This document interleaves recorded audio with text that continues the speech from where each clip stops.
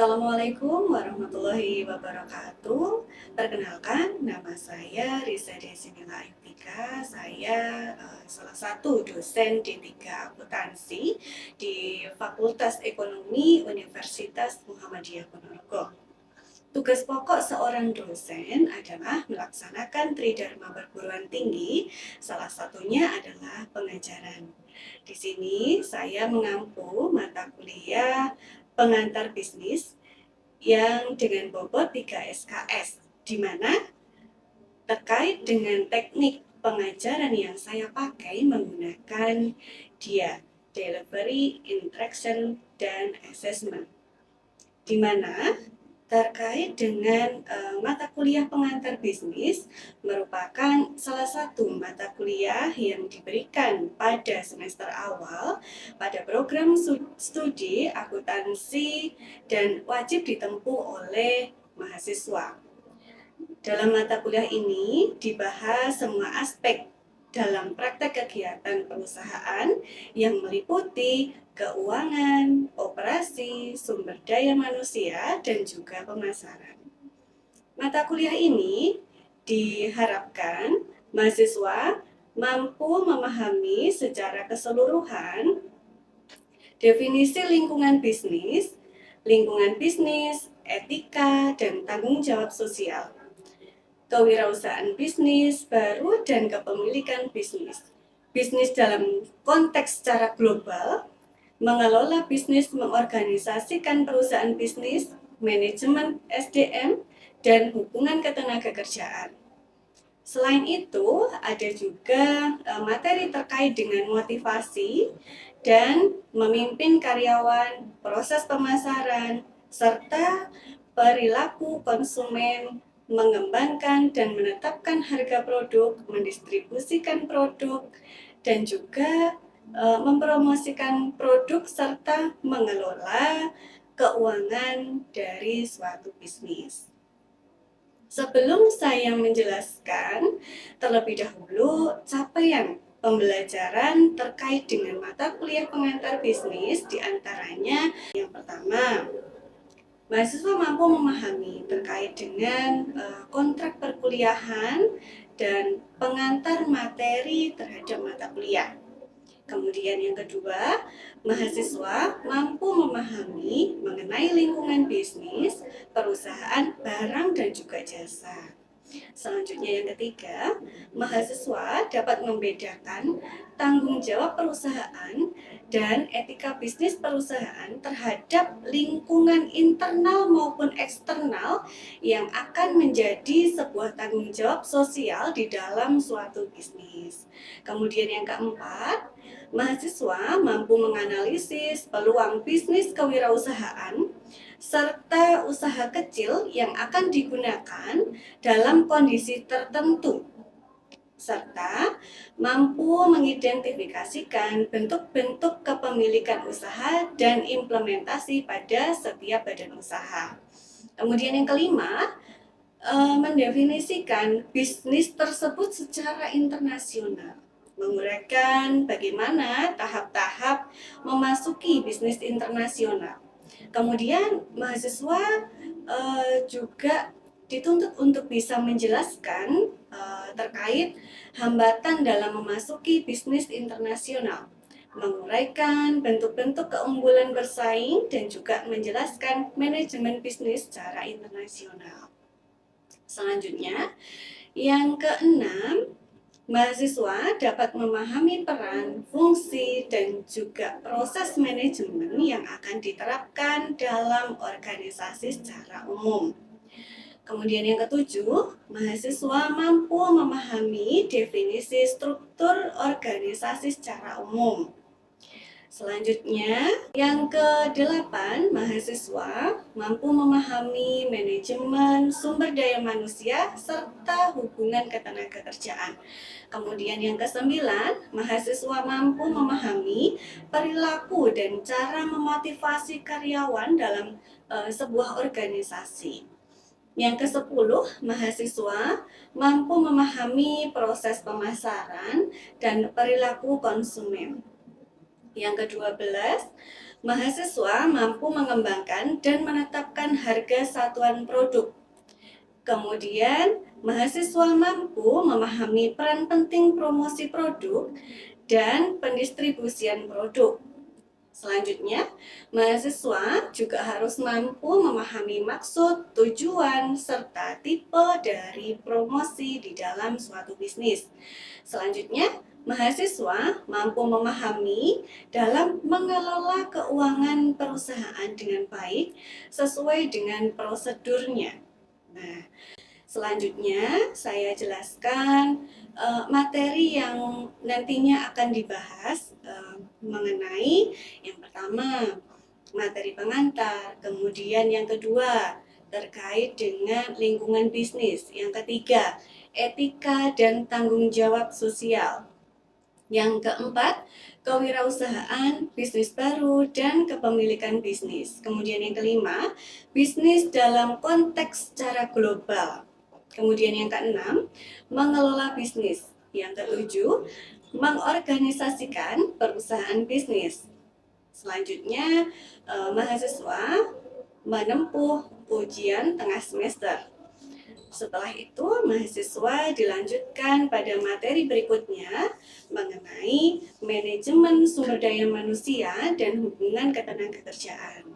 Kemudian, materi yang ke-10, motivasi dan memimpin karyawan. Materi yang ke-11, proses pemasaran dan perilaku konsumen. Kemudian yang ke-12, menetapkan dan mengembangkan harga produk. Kemudian yang ke-13, mendistribusikan produk. Yang ke-14, mempromosikan produk. Yang ke-15, mengelola keuangan bisnis. Kemudian pada pertemuan terakhir, ini mahasiswa menempuh ujian akhir semester. Kemudian terkait dengan teknik pengajaran yang saya pakai, yaitu menggunakan metode delivery, interaction, dan assessment. Di mana delivery ini ya, yang pertama di mana mahasiswa itu diwajibkan membaca literatur ya dari berbagai buku yang bisa dipakai, yaitu Griffin, Ricky, dan kawan-kawan tahun 2007 mengenai bisnis ya, edisi 8 Jakarta Erlangga. Kemudian ada juga buku pendukung yang bisa dipakai, yang mungkin ini bisa direkomendasikan untuk dipakai mahasiswa ya. Nickel William DKK tahun 2005, yang mana ini mengenai understanding business. Ada juga artikel-artikel pendukung yang lainnya yang bisa mendukung dari pembelajaran ini, bisa dipakai oleh mahasiswa itu sendiri. Kemudian untuk meningkatkan wawasan yang nantinya digunakan untuk pengambilan keputusan dalam suatu pengantar bisnis itu sendiri. Yang kedua, mahasiswa diwajibkan meresum materi yang nantinya diajarkan sebelum perkuliahan tersebut dimulai, sehingga harapannya mahasiswa ini memiliki wawasan secara luas. Kemudian teknik yang kedua yaitu teknik menggunakan pembelajaran secara interaction, di mana pada saat perkuliahan di kelas saya menjelaskan materi secara detail, kemudian menjelaskan terkait dengan contoh kasus yang terkait yang sudah saya jelaskan. Kemudian bisa dilanjutkan tanya jawab yang selanjutnya penugasan kepada mahasiswa dalam audiovisual. Dan yang ketiga, media yang saya pakai pada saat pembelajaran secara online, biasanya saya memakai aplikasi Zoom seperti itu. Kemudian pertemuan di kelas pada saat perkuliahan secara offline seperti itu. Selanjutnya, yang keempat terkait dengan asesmen penilaian terhadap mahasiswa ini sendiri ya. pada awal perkuliahan dimulai, saya membacakan kontrak perkuliahan yang kita sepakati secara bersama-sama kepada mahasiswa. Yang di situ saya menjelaskan mulai dari deskripsi mata kuliah, capaian pembelajaran mata kuliah, materi pokok, di mana materi pokok tersebut sudah terlampir di jurnal perkuliahan yang sudah diisikan oleh dosen pengampu. Mahasiswa bisa melihat materi yang tertera di jurnal dan absensi bisa diinputkan di sintik mahasiswa tersebut. Kemudian menjelaskan metode pembelajaran, referensi buku yang dipakai, di mana terkait dengan penilaiannya sesuai dengan aturan yang ada di Universitas Muhammadiyah Ponorogo. Penilaian tersebut meliputi keaktifan 20%, kemudian untuk UTS-nya itu 20%, penugasan 30%, selanjutnya untuk UAS-nya 30%. Sehingga jika ditotalkan ketemu 100%. Dengan menyampaikan kontrak perkuliahan, maka mahasiswa bisa merencanakan tugas dan rencana perkuliahan dengan baik sehingga nilai yang didapat tersebut bisa memuaskan. Berikut cuplikan pengajaran saya mata kuliah pengantar bisnis dengan materi mempromosikan produk. Baik, bismillahirrahmanirrahim. Assalamualaikum warahmatullahi wabarakatuh. Waalaikumsalam warahmatullahi wabarakatuh. Alhamdulillah di kesempatan kali ini kita bisa berkumpul kembali bertatap muka, yang mana tujuannya adalah untuk melanjutkan pembahasan materi selanjutnya. Di mana materi kita hari ini ya mengenai aspek promosi yang dimana ini ada dalam skop pemasaran seperti itu. Kita lanjutkan bahwasanya materi hari ini mengenai yang pertama pengertian pasar dan juga permasalahannya. Kemudian yang kedua ada konsep inti dari pemasaran dan juga falsafah dari pemasaran itu sendiri. Kemudian yang ketiga ada sistem pemasarannya, yang mana ini nanti secara inti teman-teman harus bisa menguasai dari yang ada pada poin-poin materi pemasaran kali ini begitu. Pada intinya pemasaran itu adalah suatu proses sosial ya, di mana manajerial dengan mana individu dan juga kelompok ini memperoleh apa yang mereka butuhkan dan inginkan dengan cara menciptakan serta mempertukarkan produk dan nilai dengan pihak lain. Itu secara teori ya mengenai pemasaran. Tentu saya yakin dari teman-teman sudah cukup mengerti, sudah cukup paham terkait dengan pemasaran itu sendiri, gitu ya. Serta dari teori yang disampaikan ini, maka kata kunci dari pemasaran itu yang pertama adanya suatu kebutuhan, ya. Kebutuhan di mana calon konsumen itu membutuhkan dari apa yang sudah kita ciptakan atau produk yang sudah kita ciptakan, seperti itu. Kemudian yang kedua ada yang namanya keinginan, yang ketiga permintaan, yang keempat kata kunci yang keempat ada produknya, kemudian yang kelima ada nilainya, yang keenam ada hubungan, di mana di dalam pemasaran ini ya dari keenam itu ada di dalamnya. Seperti itu. Step dari inti pemasaran itu ada 3. Yang pertama menganalisis, kemudian yang kedua merencanakan, kemudian yang ketiga itu mengendalikan atas semua proses dari pemasaran itu sendiri. Seperti itu. Kemudian next, falsafah manajemen pemasaran. Oke. Pasti pasti ini teman-teman sudah tahu ini ya. Konsep produksi, ada konsep produknya, konsep penjualan, dan juga konsep pemasaran.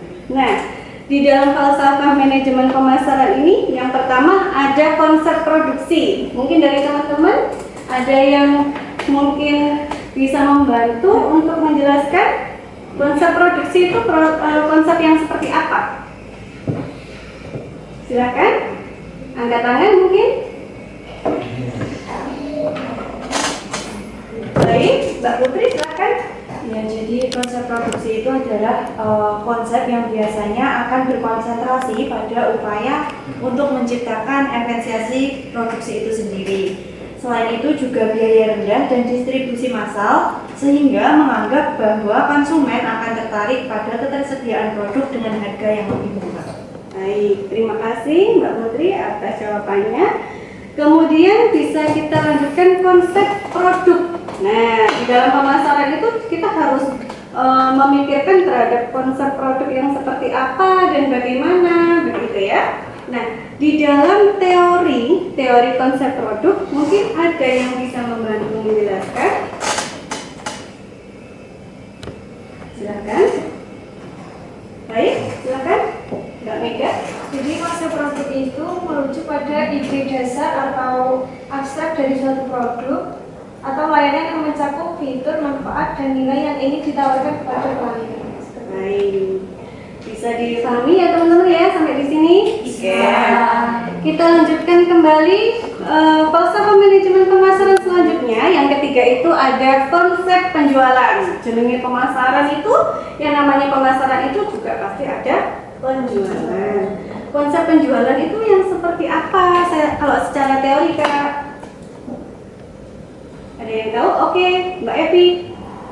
Konsep penjualan sendiri yaitu memamerkan produk yang mungkin tidak dipertimbangkan dibeli kepada pelanggan. Oke, bisa dipahami teman-teman? Bisa. Oke, kita lanjutkan pada konsep pemasaran. Nah, konsep pemasaran, kalau menurut falsafah manajemen pemasaran ini sendiri, mungkin ada yang bisa membantu? Silakan. Oke, silakan. Untuk konsep pemasaran ini adalah cara memaksimalkan keuntungan dengan cara memenuhi kebutuhan konsumen dan meningkatkan penjualan serta mengalahkan kompetitor. Baik. Baik, kita lanjutkan. Kita masuk dalam proses pemasaran. Nah, di dalam proses pemasaran itu ada proses pengukuran dan juga peramalan permintaan. Kemudian ada juga terkait dengan segmentasi pasarnya. Kemudian yang ketiga, penetapan pasar sasaran, dan juga yang keempat, penentuan posisi pasar. Nah, di sini nanti saya akan menjelaskan terkait dengan indikator dan juga subindikator yang menjelaskan terkait dengan proses pemasaran ini. Nah, di sini ya, mengenai pengukuran dan peramalan permintaan itu apa sih sebenarnya, gitu ya? Teman-teman bisa melihat di sini ya, Kak. Mengestimasi besarnya pasar sekarang dan kita masuk lagi di dalam pembahasan targeting atau penetapan pasar sasaran. Nah, di sini pada aspek pemasaran di mana targeting kepada siapa kita mau membidik aspek pasar kita itu kepada siapa? Apakah kepada anak-anak, remaja, orang tua dan seterusnya. Nah, itu yang harus kita pikirkan. Kemudian penentuan posisi pasar. Nah, ini menjadi sesuatu hal yang sangat penting sekali di dalam aspek pemasaran. Ada yang tahu positioning itu apa? Pada intinya, positioning itu bagaimana produk kita itu bisa ada di hati konsumen. Contohnya, saya ingin makan bakso nih. Kalau nggak makan baksonya si A, saya nggak enak. Ada yang seperti itu? Ada.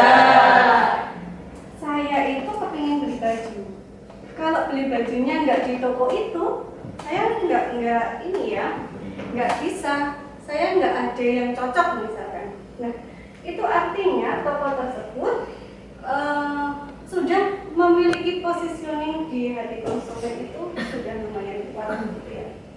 Yang mana PR menjadi seorang pengusaha atau pembisnis itu bagaimana produk kita itu bisa sampai di positioning konsumen seperti itu. Baik, di dalam pemasaran untuk mempercepat ini ya, di dalam promosi itu ada yang pertama produk, jelas ya, aspek pemasaran ada produknya. Kemudian ada harga yang ditentukan pada setiap produknya itu berapa.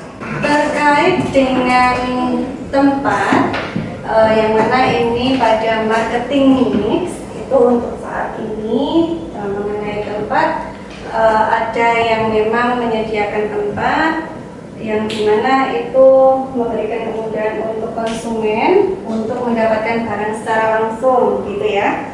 Kemudian ada juga yang tempatnya itu ya ada di rumah yang mana itu untuk pendistribusiannya, untuk mendapatkan barangnya itu secara online seperti itu. Itu mengenai tempat. Kemudian marketing mix yang keempat ada aspek promosi. Jadi pemasaran untuk promosi itu menjadi sesuatu hal yang memang sangat penting, yang mana ini tujuannya adalah untuk supaya barangnya itu bisa terpasarkan sesuai dengan targetnya. Selanjutnya,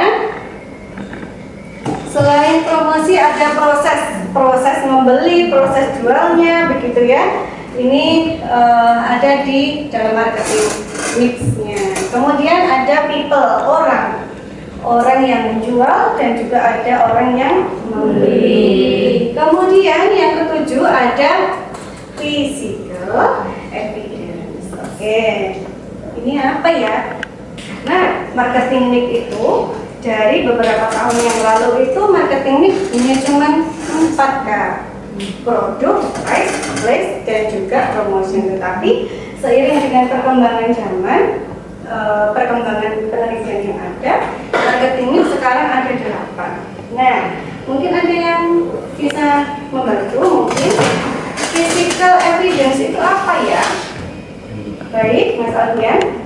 Physical evidence itu seperti bukti fisik, yaitu digunakan untuk membantu konsumen memahami produk atau layanan yang ditawarkan perusahaan yang meliputi fasilitas fisik, merek, desain kemasan, dan lainnya. Adapun contoh physical evidence seperti kemasan produk, tanda terima, kwitansi, pengiriman, desain interior toko, dan lain-lain. Baik, terima kasih Mas Alfian, cukup baik sekali. Jadi secara fisik apa yang memberikan karakter terhadap produk kita itu seperti apa dan bagaimana, begitu ya. Kemudian yang ke-8, purple go. Nah, ini jangan sampai salah arti ya. Ini mungkin bisa ada yang membantu. Baik, Mas Dimas. Ya. Yang dimaksud dengan purple go adalah suatu produk, ide atau karya yang luar biasa dan berbeda dari yang lain. Jadi produk yang ingin dikenal dan diperhatikan harus memiliki keunikan yang membuatnya menarik perhatian konsumen. Contohnya yaitu Apple iPhone. iPhone pertama kali diluncurkan dengan fitur touchscreen yang belum pernah dilihat sebelumnya, sehingga membuatnya sangat populer dan berbeda dari produk smartphone lainnya. Baik, terima kasih. Jadi di poin yang ke-8 ini apa yang membuat berbeda? Yang tadi sudah dicontohkan bahwa sama-sama HP-nya, tetapi di sini mempunyai karakter dan juga fasilitas yang mungkin berbeda yang tidak semuanya dimiliki oleh Android yang lainnya, seperti itu ya. Kemudian bisa kita lanjutkan ya Kak ya. Di slide berikutnya ini kita memasuki inti dari intinya dimana peran dari promosi ini menjadi sesuatu hal yang sangat penting di dalam aspek pemasaran. Sudah tentu sekali. Dan peran promosi yang pertama memberikan informasi tentu kita semua sudah tidak asing, misalkan kita melihat dari media sosial akan banyak kita jumpai mengenai konten-konten yang di situ mengenalkan terhadap produk kita atau produk yang dijualkan seperti itu ya. Kemudian yang kedua, peran dari promosi itu ada aspek membentuk bagaimana dia memiliki sifat persuasi, bagaimana mengajak orang lain untuk bisa membeli dari produk kita. Kemudian selanjutnya yang ketiga, mengingatkan masyarakat akan produk, jasa atau image perusahaan. Mengingatkan bahwa produk yang kita miliki ini sesuatu yang berkarakter, yang dibutuhkan oleh konsumen, seperti itu. Itu adalah peran promosi. Nah, kemudian apa yang kalian ketahui mengenai promosi dan juga periklanan? Nah, mungkin dari teman-teman sudah sedikit banyak mengetahui ya promosi dan juga periklanan. Promosi ini bisa dikatakan banyak yang tidak berbayar, ada juga yang berbayar. Promosi yang berbayar itu biasanya kita sebut dengan periklanan. Periklanan itu bisa dari media sosial, bisa dari televisi, bisa dari surat kabar dan lain sebagainya, yang di situ ada ketentuan tertentu yang dimana di situ ketika kita setelah membayar sekian itu berapa kali penayangan dan seterusnya. Nah, itu periklanan. Kalau promosi ya sudah, yang penting kita bisa mempromosikan baik itu, tapi kebanyakan untuk promosi itu tidak berbayar Kak. Bisa dari WA, kalau zaman dulu bikin status di BBM juga boleh gitu, pokoknya upload gitu ya. Nah, itu adalah promosi dan periklanan. Kemudian ini ya tadi sudah kita jelaskan. Kemudian personal selling. Nah, di dalam promosi itu dia sifatnya ada yang secara personal untuk menjualkan, personal selling, di mana persiapan sebelum penjualan. Indikator subindikator personal sellingnya, kalau dia menjualkan secara mandiri, dia tentu ada persiapan sebelum penjualan. Ya dong, misalkan kalian bisnis kuliner, tentu ada persiapan sebelum kita membuka outlet kita dan seterusnya. Kemudian penentuan lokasi pembeli, kemudian pendekatan pendahuluan, melakukan penjualan, kemudian pelayanan sesudah penjualan. Tentu di situ pada intinya adalah kita mempersiapkan, kemudian di situ ada proses dan bagaimana terkait dengan pelayanan secara langsungnya di sana itu seperti apa, gitu ya. Dan untuk promosi penjualan itu seperti yang kita ketahui bahwa di situ ada peragaan, ada pameran, ada hadiah, contoh barang dan lain sebagainya. Jadi kalau misalkan kita memiliki produk baru, kemudian kita memberikan misalkan ke Mbak Putri, ini Mbak Putri cobain deh, ini produk saya yang terbaru. Secara tidak langsung artinya itu adalah melakukan promosi penjualan, gitu ya. Oke, kita lanjutkan. Baik, alhamdulillah ternyata ini sudah di penghujung dari pemaparan materi kita pada hari ini. Mungkin ada yang mau ditanyakan? Belum. Oke. Kalau belum, kita lanjutkan di materi minggu depan. Kita ketemu di jam dan ruang yang sama. Silakan dipersiapkan materi selanjutnya dengan materi berikutnya. Insya Allah kalau nggak salah itu manajemen keuangan di dalam bisnis, seperti itu. Silakan dipersiapkan. Mungkin itu yang bisa kita sharingkan, yang bisa kita diskusikan. Semoga dengan ilmu yang sedikit ini bisa memberikan manfaat untuk kita semua di kemudian hari ya. Amin. Ada kurang lebihnya saya mohon maaf, dan akhir kata wassalamualaikum warahmatullahi wabarakatuh. Waalaikumsalam.